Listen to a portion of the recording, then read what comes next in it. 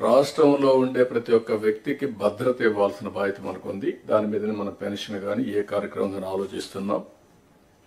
Family as a unit minimum అవసరమైన house site, house, sustainable water, tap, gas, toilet, అదే మరి వీలైతే ఇంటి పైన కరెంట్ తయారు చేసుకోవడానికి సోలార్ ప్యానెల్స్, ఇవన్నీ కూడా ఇండివిజువల్గా ఇవ్వడం. గ్రామంలో కూడా మనందరం కూడా ఆలోచించుకొని స్ట్రీట్ లైట్, రోడ్, డ్రైనేజ్, అదే మరిగా ఏదైతే garbage collection, circular economy integrate చేయడం, అల్టిమేట్గా wealthy, happy and healthy society create చేయడం మన ఆబ్జెక్టివ్గా మనం ముందుకు పోతున్నాం. ఒక పక్కన సాటిస్ఫాక్షన్, ఒక పక్కన ఇంకా యాంగ్జైటీ. ఈ 6 నెలల్లో మనం చేసిన పనుల వల్ల మీరు చూస్తే 8 నెలల్లో 12.94% గ్రోత్ రేట్ వచ్చింది. అంటే ఇది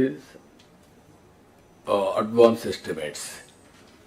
అదే సమయంలో జరిగిన డిస్ట్రక్షన్ వల్ల ఇంకా రెవెన్యూస్ పెరగడం లేదు.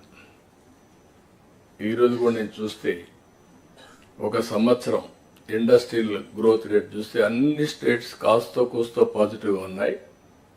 ఆంధ్రప్రదేశ్ 2.94 మైనస్, అంటే ఉండే యూనిట్లు కూడా క్లోజ్ అయినాయి. దీనివల్ల ఆటోమేటిక్గా చాలా సమస్యలు వచ్చే పరిస్థితి వస్తుంది. అవన్నీ కూడా ఓవర్కమ్ కావాల్సిన బాధ్యత మన మీద ఉంది. అందుకే నేను మిమ్మల్ని అందరినీ కోరుతున్నా, ఇంతవరకు మనం ఎఫర్ట్ పెట్టాం, ట్రాక్లో పెట్టే ప్రయత్నం చేశాం. అయితే ఇంకా స్పీడ్ పెంచాల్సిన అవసరం ఉంది. ప్రతి ఒక్క సమస్యని యాజ్ ఇట్ ఈజ్ మీరు ఆలోచిస్తే రొటీన్ సమాధానం వస్తుంది. అట్లా కాకుండా ఇన్నోవేటివ్గా ఆలోచించే పరిస్థితి రావాలి. ఇలాంటి సమావేశంలో మళ్ళీ మనందరం కలిసి కలెక్టివ్గా మేధోమథనం చేస్తే చాలా వరకు న్యూ ఐడియాస్ కూడా వస్తాయి. అందరిలో కూడా అనునిత్యం లెర్నింగ్ అనేది జీవితాంతం నేర్చుకోవాల్సిన అవసరం ఉంది. మాకు తెలుసు అని అహం ఉంటే అక్కడి నుంచి మనందరం కూడా డిటరేషన్ స్టార్ట్ అవుతుంది. కాబట్టి ఈ విషయం కూడా మీరు గుర్తుపెట్టుకోవాల్సిన అవసరం ఉంది. అందుకని ఇక్కడ మీరు చూసినప్పుడు కెపాసిటీ బిల్డింగ్ కోసం కర్మయోగితో కూడా ఒప్పందం పెట్టాం.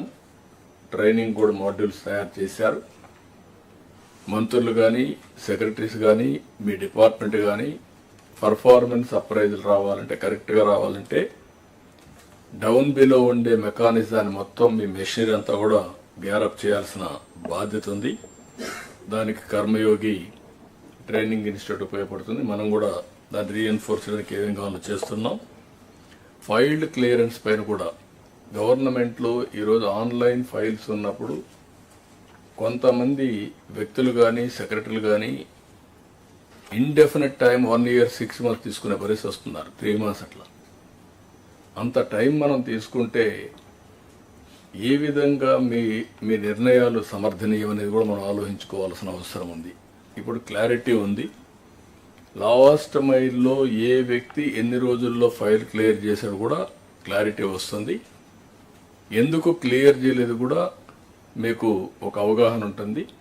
హైరార్కీ వైజ్ మీరు చూసుకుంటే కన్సర్న్ మినిస్టర్స్కి ఆ డిపార్ట్మెంట్లో మొత్తం యాక్సెస్ ఉండే పరిస్థితి వస్తుంది.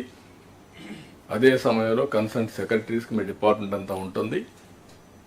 నాకైతే మొత్తం కూడా వచ్చే పరిస్థితి వస్తుంది. దయచేసి మనందరం ఫైల్స్ అన్నీ కూడా వేగం పెంచాలి, డెసిషన్స్ తీసుకోవాలి. మొన్నే నేను ఆ డేటా కూడా జస్ట్ ఆ రోజు నాకు ఒక ఐడియా వస్తే రిలీజ్ చేశాను. అయితే ఇదేదో నేను కొంతమంది వ్యక్తుల్ని ఎత్తి చూపడానికి కాదు, వ్యవస్థని మెరుగుపరచడానికి, దీన్ని సమర్థవంతంగా ముందుకు తీసుకుపోవడానికి మనం ఆలోచిస్తున్నాం. ఇంకొక పక్కన మీరు చూస్తే వేరియస్ మోడల్స్ వచ్చాయి గవర్నమెంట్ ఆఫ్ ఇండియాలో. నీతి ఆయోగ్ మనం కూడా వచ్చినప్పుడు ఒకప్పుడు పీపీపీ మోడల్ ఉన్నాం, ఇప్పుడు వైబిలిటీ గ్యాప్ ఫండింగ్ ఇస్తున్నారు, ఎఫ్పిఓ వచ్చింది, ఎంఎస్ఎంఈలకు డెఫినేషన్ మార్చారు.